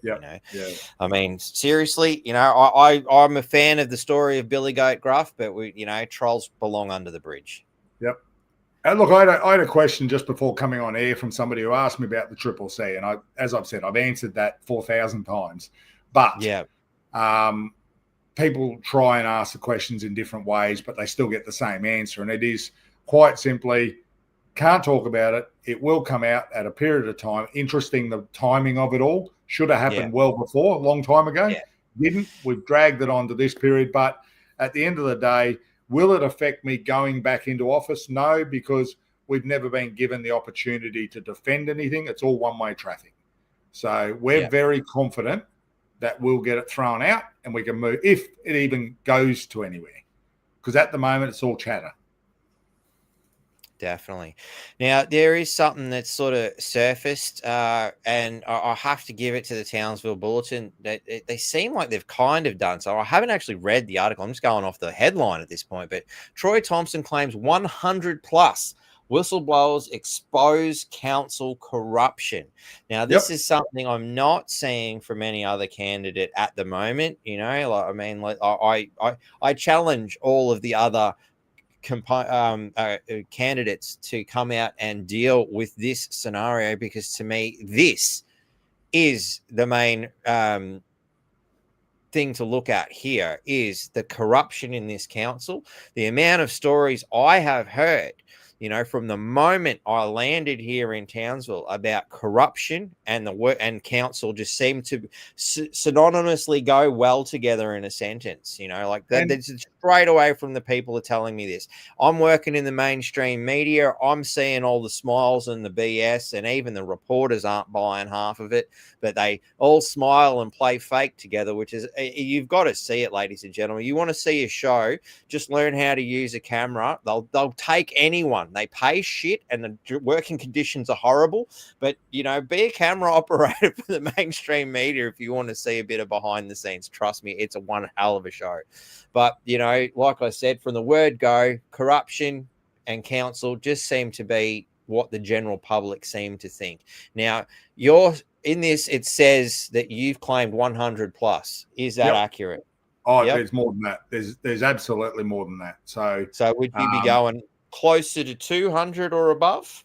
Well, look, I put it on the back of that. I also put a call out to anybody who's had dealings with the council, and immediately had another 8 come through in the first hour that basically said, this happened at my place. I put a complaint in with council. I've since been abused, intimidated, bullied, and threatened by legal teams because I'm putting a complaint in. And that is the culture. That is the culture that is coming out of council. The employees that I speak to from the bottom up, because I don't really have a lot of tolerance from the top down, because the people doing the work are from the bottom up. They're the ones that I'm interested in who are getting mistreated. They are very, very clear on. Recently, there was a survey, an internal survey created by the executive, gone out and asking questions along the lines of, how do you feel? What do you think about your job set? All that sort of stuff, knowing that they couldn't put what they wanted into words because they'll have the overbearing office of the legal department and HR and everybody on their shoulders. So they quietly shut up and hate their job, and they just tick the 7 out of 10 and that's a really sad state to be in. And that's what they're like. So these people, current employees and past employees, just continually reaching out to me. So I put a call out on my social media and said, hey, if you're a whistleblower, I'm going to expose this toxic culture, the corruption, and we're going to use it in my first day of being re-elected to send the Premier a letter and say, hey, we need to talk. Not only is there mismanagement of funding, there's a toxic culture that needs to be squashed. We need to remove that toxicity, because people want to work for the council, but they hate working for the council. Yeah. And like you made a great point there. Like when I was working in the mainstream media, I'd be down at the pub or whatnot, having a beer and just randomly talking to people, because that's the kind of lunatic that I am, you know, have a couple of drinks and talk to people. Why, you know, crazy, I know. But, you know, it was amazing how many people I'd come across when they found out, hey, you're working in the mainstream media. Oh, my God, I've got to tell you the story about the council, or even the state government, you know, like various elements of government, you know, and I'm no worries, cool. Wow, that's shocking. Oh, okay, cool. So the stadium had dodgy shit going going on? Oh, righto. So they're bringing in contractors from down south rather than favouring them over, locals. Rightio, cool. So these are statements that people are telling me, in confidence. And I'm like, mate, you're telling me that I should go back to the mainstream journalists. I'm just the camera operator. I don't get to make these decisions, but I can approach them and say something. Are you willing to come forward and say something? Oh, no, I can't do that. Well, they're gagged. They are actually gagged from speaking. Yeah, and I'm like, well, that's where this story ends, mate. Like I go to a journalist and say, I met this guy in the pub. We had a shit ton of beers, and he told me all about this corruption. That's going to make a great story. Yep. How many people are going to buy that? Like, you have to come forward, And it's not an isolated incident. It's so many people and so many different things have come forth and told me all these amazing stories. I'm like, when does the intestinal fortitude, or albeit as I prefer, testicular fortitude, come forth? And you actually come out until you step up, it's not going to change. Like, you can tell me all you want in private confidence. I can't go out and say, well, I heard this guy, at the pub tell me this, and that must make it true. That's like, I read it on the internet, it must be true. I'm sorry, people, unless you're willing to step up, shit ain't going to change. Oh, we've lost your voice there, mate. You're muted. Some people. Oh, there we are. Oh, you're gone again. Now we got it. Oh, and yeah. Click one more time. You're muted. Something's not right. There we go. Right? Yep. Yeah. There we are. Some people will be pleased that I'm muted. Not muted. Muted. I think they'd like it either way. But look, at the end of the day, you want to go to work and enjoy your work. And these people are going there to earn an income, and they feel threatened if they speak or say something that they're going to lose their job, their livelihoods. And some of these people have been there for a long period of time. And over a period of time, they've almost become immune to the fact that they've been abused for so long. Yeah, like a Stockholm syndrome sort of thing. And I remember seeing a letter that went out from the new CEO who was telling people that, you've got to go to the HR department. Well, they know that if they go to the HR department, that HR person will go to their manager, and their manager will make it hard on them. That's not going to resolve the issue. It's not working. It's a broken system. And it needs an independent body to come in and say, hey, everything's off the table. You're not in charge, CEO. We'll take care of this. We'll fix your problem, and we'll be more productive, and people will want to stay. And that's what we want from our council, because we've got some great workers, but they've lost their want because they're gagged. And it's really sad that this is the culture in the largest employer in Townsville. This is the culture. And I can't help but feel this reminds me of socialism, and how that socialist mindset, to control and govern and suppress everything, fundamentally destroys so many countries. I mean, we've seen what it did to Russia. The Nazis are a wonderful example of socialism gone mad. Like, those are my two favorites, because you've got a left-wing version and a right-wing version of socialism, and it's just full-blown oppression any way you look at it, and it stifles creativity. It might work to start with, but it quickly falls apart as, control becomes more important than the ability to progress. Yeah. And look, it's not, and that sort of goes from, it's a management issue. They're not managing things properly, but as well as that, they're putting that onto customers. I've got clients in this. We talk about whistleblowers who have come forward and said, "Hey, look, I'm building this. I'm doing this. I'm spending $300,000 on it. I'm going to do this, but the council, because of this one little thing, won't let me get." And it's like, what do you mean? Well, they're harassing me. They want to bill me. They're being threatening. They're saying I'm going to lose my license, and I've been in this spot for 10 years, but this is their behavior towards me. And it's like, why are you ringing me? Because everybody else I ring's not listening. You're hearing it. So we're telling you because we want you to get back in and take it to somebody who will listen. And we were seeing that when you were working, to attempting to be the member of Thuringowa for One Nation there. I was amazed to see Indigenous people and all sorts of different people in the community wanting to have a meeting with yourself and Malcolm Roberts at the time, particularly pertaining to what Jenny Hill was doing and suppressing, and how scared people were, like having seen her with the smiles and all that from the mainstream media, and even, the suspicions of what was going on as being wrong at the time.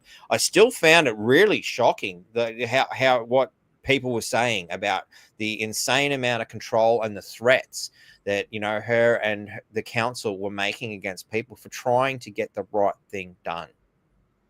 Yeah, and this is the problem. It's just getting worse and worse. You've got to fix the problem. And the whole reason I'm running again, as I said, I could tuck tail and run away, is that somebody has to stand up to this. And if there's a fall guy, it's going to be me for sure, because they're throwing everything they possibly can. But they expected me to fold long ago. Yeah. And I always say to people, when they say, why are you doing it? Well, who else is going to? Yeah. No one else wanted to take on Jenny Hill. No one else wanted to take on the CEO and question what he was doing. No one else wants to defend the workers in Townsville City Council.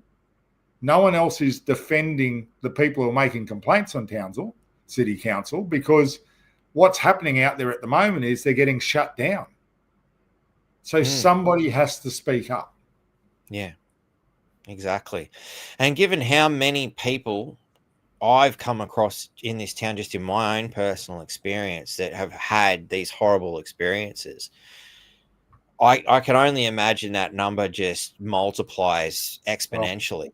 Mayor against your you're name. Saying the Townsville Bulletin are willing to say 100 plus. You're thinking obviously a lot more than 100. From what I'm gathering here. I mean, how many more are out there that still haven't stepped up? Imagine the horde of whistleblowers, like a horde of whistleblowers, deal with this. I mean, they're 10 people they've got, as the legal team, sucking up our ratepayer money to defend corruption, and a horde of whistleblowers absolutely overwhelming them. Wouldn't that be a sight to see? This is part of the problem, that people aren't coming forward because they fear. They don't want to lose their job. They don't want to speak up. Now we've got people in the community who don't want to speak up for fear of retribution by the council. Yeah, which is pretty shocking when you think about it. But that's the truth of it. And I think I think I would have 20 people who came to me from Walgaroo alone around sewage and problems. There's so many people. If I go back through all my emails, it's right up there. And you put the mayor name beside you, they can't get their council, they can't get anything. So they were sending it to my private email.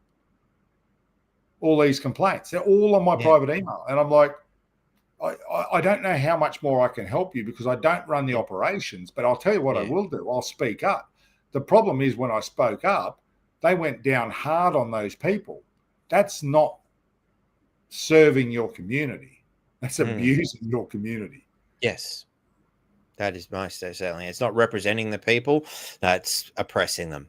And I like the fact that earlier you said you're more interested in a bottom-up approach, because I mean, you talk to people, and I've debated people, who think socialism's a wonderful idea, and that's their standard point, is it should be bottom up. But when you apply socialism in reality, it's top down. And what we're seeing, and I can't help but feel, we're getting that top down socialist abusive construct here in Townsville. And it always seems to have been that way since the day I first landed here in this town. Yep.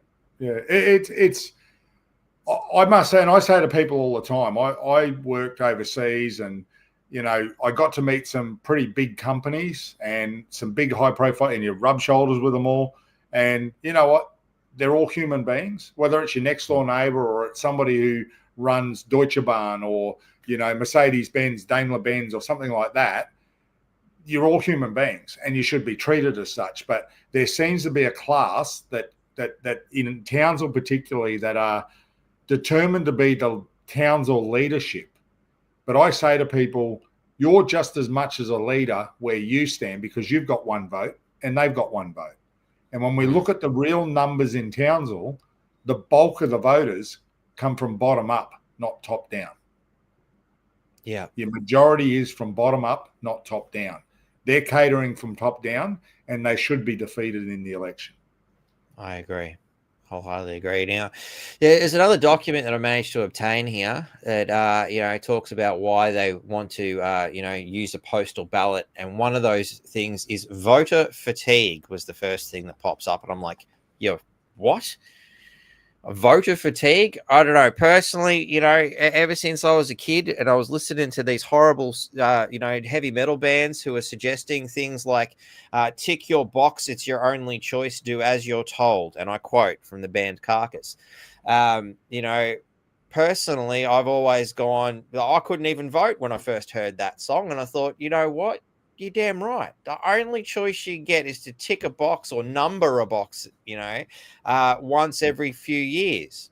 How the hell is that fatiguing? Please, I'd like to engage and vote on every issue. I'll do it 3 times a day. Don't tell me I'm fatigued. I never even got asked, but some idiot has suggested that we need postal ballots because we, the people, are fatigued. I don't know, people, are you fatigued? I'm fatigued by the bullshit and the corruption myself, certainly not from actually getting a say. Well, look, the voter fatigue came from the CEO, but what it is, and remember, he's an employee of the local government, right? He's the operations team who reports to the local government, who reports to the state government. Now, there's been 5 by-elections in this year, and they've all been postal.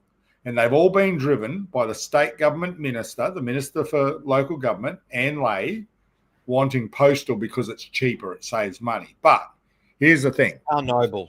When they say it saves money, the moment I resign, Nick DeMeadow resigned, so it triggered another by-election. So it suddenly went from $900,000 to $2 million, right?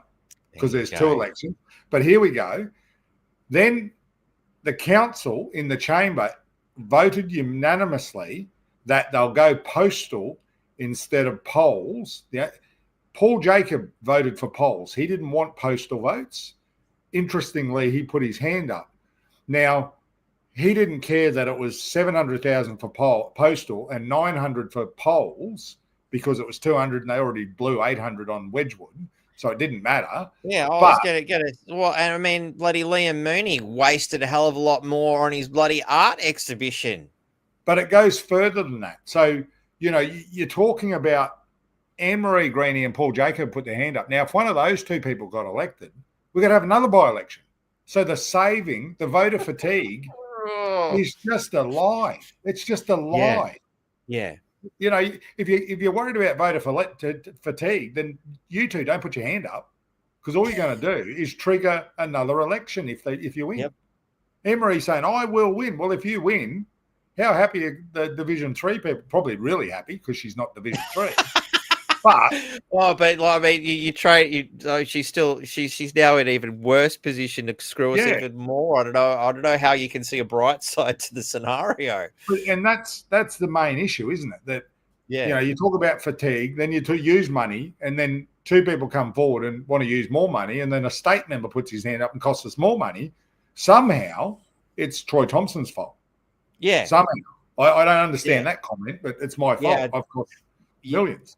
You've painted a beautiful picture there. Thank you very much for that. I knew that a little rant of, Sips, little had a few beers rant, about voter fatigue was going to lead to something. So thank you very much for that, man. Look, I can't help but feel that we are at that 2-hour mark. There is but one statement here I just want to bring forth. Nobody cares about the corruption. They are all focused on why Troy won't reveal the Triple C findings. Make it make sense. Yep. I can't. By law, I am not allowed to. Not allowed to. It's against the law. It's a breach of the criminal code. Yeah. It's written by the Triple C. I think she means it more in the sense of like, there's all this other shit going on. Why is this the only focus? And for me to make sense of it is for the last 2 hours of reasons, go back and watch. That's why it makes sense, because they don't want things to change. It should have come out months ago, 6 months ago, 12 months ago. Yeah. Should have come out. It's a cut and dried case. Was there intent? Was there criminality? No, let's move on. Yeah. Oh, look, we've found this. We've now got 6.8 million documents.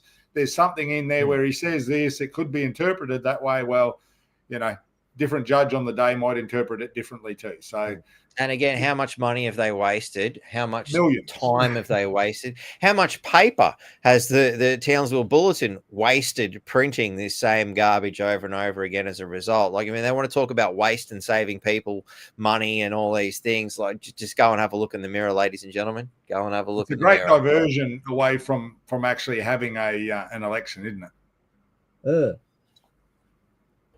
It's madness, mate. It's madness. So any final comments before we wrap this up, as we are hitting that 2 hour mark? Yep. Yeah. From me or? Yep. Hey, from you. Any last things you'd like to say to the people before, we wind up? Look, I think lots of things are going to be written over this period of the election. Hopefully I'll come back on, Batty. Happy to have that debate with Nick DeBetto or any of the candidates. Yep. The office open. Yep, I'll be going over to the island for the next Mirror meeting and debating with the other candidates going forward. I'll be on the radio. I'd love to come along, but Anne-Marie Greeny and the CEO made sure I'm not allowed anymore. Well, you got your first aid certificate, so I probably need somebody to be there just in case I fall over for epilepsy. So I need somebody to be there. That's part of the safety, health, and all of that. So anyway, that aside, at the end of the day, I'm going for it for one reason. I want to expose, investigate, and audit the Townsville City Council, get us back on track, and reinvest ratepayers' money paid annually back into Townsville, and stop all the vanity projects, stop the political interference, and let's not do Brisbane politics. Let's work with Townsville community. That's all I'm there for. Yeah. Wholeheartedly agree. I was going to go through some of your election stuff, like the material you brought up. At the end of the day, ladies and gentlemen, just go and have a look for yourself at Troy Thompson's Facebook page. Where else can they find your information, mate? Well, look, I'm doing a lot of ads at the moment. I've got letterbox drops going out everywhere as well. So that's got my 5 pillars, which is around accountability, transparency, but they're all what people want. They have been designed by the people, not by me. They've said to me, hey, we need to stop the corruption. So that's number one. At the end of the day, it is always, for me, ratepayers and residents first. Yes. Not last. At the moment, they're last with council. To me, they've got to be the priority because they pay the bills. Exactly. It's not rocket science. It's look, we will just do a quick little thing because I went to the trouble of downloading the bloody thing, so I may as well just have a quick squiz at it. We don't need to, go too extensively into it, but stop sharing. Now I can share. Sorry. I love these slogans, and anytime I see the other candidates put their hand up, I'm like, are you going to do this too? Vote against media. Corruption, bias in Townsville, beautiful, and I love the way you've got the, all these slanderous comments, no more politicians and political games, backroom deals, and bias, calling all whistleblowers. Have you been let down by your council? Love that one. That is absolutely cool. I've never seen anybody do that in a political presentation in my life, and that's just astounding. How are you looking to know where their money goes? That is one of the first things we discussed, in that very first interview when you were running for mayor the first time. The only thing they focused on was the military record, and there was a brief mention about how we discussed fluoride. That's all they talked about. We had a 2-hour interview then, but in that we talked about this then too. Yep. Well, why don't we? You get a receipt from everywhere else you go. Buy groceries at the supermarket, I get a receipt for it. So, but it's not a little bit of money. It's $500 million worth of ratepayers' money. Where is it going? Yeah, exactly. Council needs to end the secrecy. Exactly. We've seen the UFO documents from Anne-Marie Greenie, as Alan has pointed out in previous podcasts. When asking for information, we get redacted information. Like I said, it was like we were trying to uncover the whereabouts of an alien spacecraft. It's that's their idea of transparency. So every dollar needs to be accounted for 100%. Independent investigation and audit of the last 10 years. I can't help but feel that this scared the shit out of Crisafulli. Well, it does, because 10 years isn't just 10 years. When you find something, it goes much, much deeper. And so here's the other part that people are saying, oh, you'll never get it done. How are you going to get it done? Well, I've already got the evidence. We've just got to get the investigation. How do you get that? Vote me in. And they're going to go, what are we going to do with this guy? Yeah. What are we going to do with this guy? Because they've just put him back in and he's not going to stop. We're going to have to do this. Yeah. You want the answers, ladies and gentlemen? You know what to do. So with that, I'd just like to say thank you very much for coming on. I always appreciated the fact you gave us the time of day from the word go, mate. It hasn't changed, mate. I think a lot of you, and we've gone through some journeys. So, oh yeah, man, we've had some fun, and I'm looking forward to some more fun. And like you said, you're not stopping. I'm not stopping. Townsville, you're going to have to live with this, And well, I think there's some tell-alls coming up, Mark, isn't there? So we'll be telling a lot of things. Oh yeah, yeah. Because the truth's got to come out. It's the age of transparency. Like we've had our computer age and ages of dinosaurs and all these various other things. I think this is the age of transparency myself. Yep, absolutely.